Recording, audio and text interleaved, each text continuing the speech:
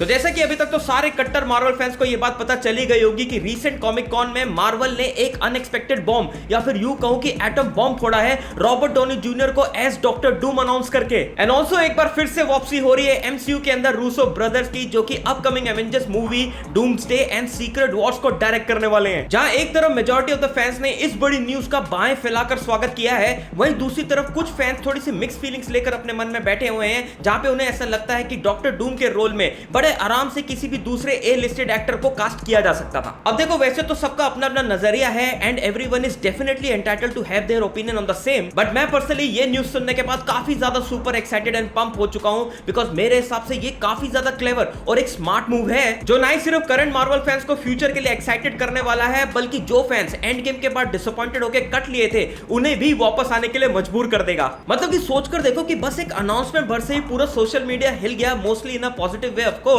मानो जैसे मार्वल की अभी तक की सारी गलतियां माफ हो गई हूं। And this decision perfectly make sense because Quantumania के terrible response and Jonathan Majors के अरेस्ट के बाद एनीवेज लोगों के अंदर कैंग स्टोरी लाइन को लेकर ज्यादा एक्साइटमेंट बची नहीं थी। ऐसे में मार्वल अगर कैंग के रोल के लिए किसी दूसरे एक्टर को कास्ट कर भी लेता, then also it would not have made much of a difference, as Thanos जैसे फॉर्मिडेबल विलन के बाद कैंग अभी तक दूर दूर तक उस लेवल का थ्रेट फील ही नहीं हो रहा था। जोनाथन मेजर जैसा एक्टर ही वो एकमात्र कड़ी थी जो कि ऑडियंस को कुछ हद तक एक्साइटेड रख पा रहा था अपने ब्रिलियंट परफॉर्मेंस से, लेकिन उसके अरेस्ट के बाद मानो जैसे एमसीयू के लिए दिक्कत और भी ज्यादा बढ़ सी गई। एंड इस बात का उन्हें काफी अच्छे तरीके से रियलाइजेशन था, जिसके चलते उन्होंने लोकी सीजन 2 में कैंग की स्टोरी लाइन को एक ऐसा फिटिंग एंड दे दिया जिसके बाद बड़े आराम से वो एक सॉफ्ट रिबूट मार सकते थे पूरी कैंग स्टोरी लाइन को डूम स्टोरी लाइन में कन्वर्ट करके। एंड उन्होंने एग्जैक्टली यहां पर यही किया, जहां पर उन्होंने पहले अनाउंस करी हुई कैंग डायनेस्टी मूवी को पूरी तरह से स्क्रैप कर दिया एंड उसी एवेंजर्स मूवी का अब नाम कर दिया है Avengers doomsday, and which will be followed by Avengers secret Wars, जो कि अभी तक सिर्फ एक पार्ट की बताई गई है, बट सूनर और लेटर ये बात भी कंफर्म हो जाएगी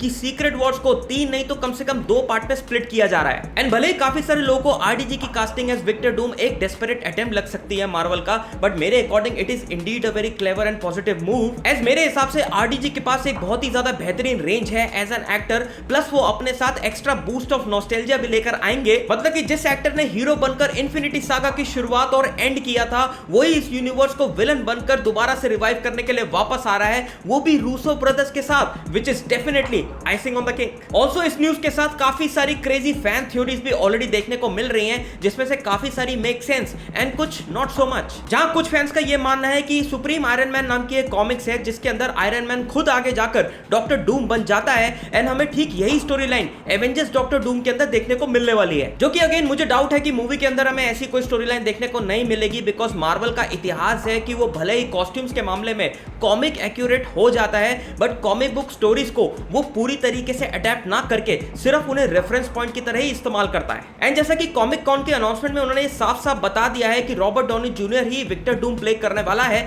यानी कि इस कैरेक्टर का आयरन मैन के कैरेक्टर से दूर दूर तक कुछ भी लेना देना नहीं होने वाला। एंड ठीक ऐसा ही एक एग्जांपल हमें रिसेंटली डेडपूल एंड वुल्वरीन जैसी मूवी के अंदर देखने को मिला, जहां पे क्रिस एवंस जॉनी के रोल में नजर आया, जिसका कैप्टन अमेरिका के साथ दूर दूर तक कुछ भी लेना देना नहीं था। इसके अलावा एक जो दूसरी फैन थ्योरी सामने आ रही है वो ये है कि आरडीजी इस मूवी के अंदर एक्चुअल डूम ना प्ले कर डूम का सिर्फ एक वेरिएंट प्ले करने वाले हैं, एंड जो मूवी के अंदर एक्चुअल डूम प्ले करने वाले हैं उस एक्टर को अभी तक छुपाया जा रहा है, जो कि अगेन मेरे लिए थोड़ी सी ना हजम होने वाली थ्योरी है, बिकॉज आज की डेट में मार्वल अपने आप को रिवाइव करने के लिए किसी भी हद तक जा सकता है, एंड ऐसे में आरडीजी जैसे लेजेंडरी एक्टर को वो सिर्फ एक वेरिएंट प्ले करने के लिए तो स्टेज में ऐसे इंट्रोड्यूस नहीं करेंगे। डेफिनेटली वो मूवी के अंदर मेन डॉक्टर डूम के रोल में नजर आएंगे, तभी उनको स्टेज के ऊपर इतना हाइप्ड अप करके इंट्रोड्यूस किया गया है। ऐसे में अगर वो वेरिएंट की तरह नजर आएंगे तो ये सर्टेनली ऑडियंस को चीट करने वाली बात होगी। तो भाई मैं पर्सनली बहुत ज्यादा एक्साइटेड हूं आरडीजी को विक्टर डूम प्ले करता हुआ देखने के लिए, एंड ऑनेस्टली मुझे पूरा यकीन है कि डूम का जो कॉम्प्लेक्स कैरेक्टर है उसको आरडीजी पूरी तरीके से स्क्रीन के ऊपर जस्टिस देने वाले हैं। बाकी इन रूसो ब्रदर्स वी ट्रस्ट। तो बस आज के लिए इतना ही। अगर वीडियो पसंद आया तो चैनल को लाइक शेयर एंड सब्सक्राइब करना मत भूलना। बाकी मिलते हैं मेरे नेक्स्ट वीडियो में, तब तक के लिए देखते रहिए